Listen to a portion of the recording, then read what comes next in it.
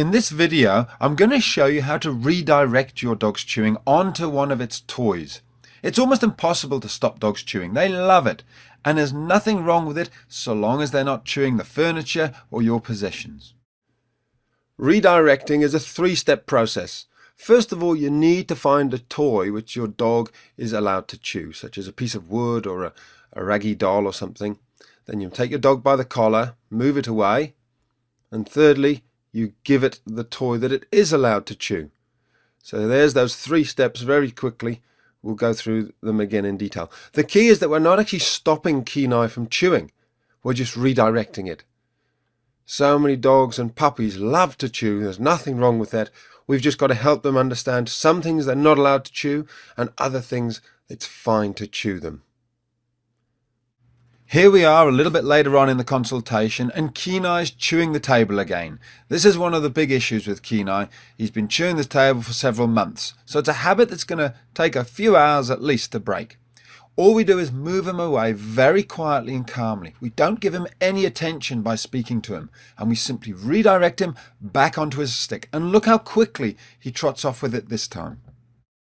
Again, Kenai just needs to be shown the correct way to behave. He doesn't need to be shouted at, he doesn't need to be tapped on the nose.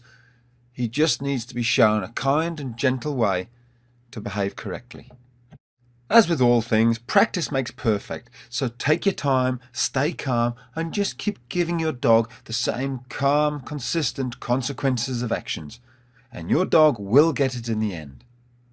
If your dog insists on chewing the couch after you've redirected them onto their little chew toy, then you can consider putting them into an isolation. You leave them there until they've stopped barking, and when they come out, they'll think twice about going back to chewing the couch. Make sure your dog knows which toys are its to chew by putting them into its pen or handing them and saying, "This is for Molly." Distraction is another word for the simple method that we've just gone through. Of course, it's always better if you can actually move the things off the floor. Here there's some wire meshing and a box of nails lying on the ground. Gemma's getting stuck into them. We all leave things around, but if you can move things off the ground, do that. It's so much simpler. It keeps you sane, it keeps you calm, and it prevents the dog from ever even making mistakes. Set your dog up to win. All we're going to do now is bring over a little distraction, and you'll see how quickly Jenna goes, "Fine, yep, that's my toy. I'm happy to chew that. Perfect." Of course, inside the site there's a whole load more videos about how to stop chewing and mouthing and biting and stealing things. But just remember, there's always those practical things such as not leaving things around on the floor. And the most important thing of all is establishing yourself as the pack leader. If you're not the pack leader, then of course your dog never really will take any notice of you, and everything will become a game. That's all covered off inside the online dogtrainer.com. I hope you join us. We're going to have lots of fun together.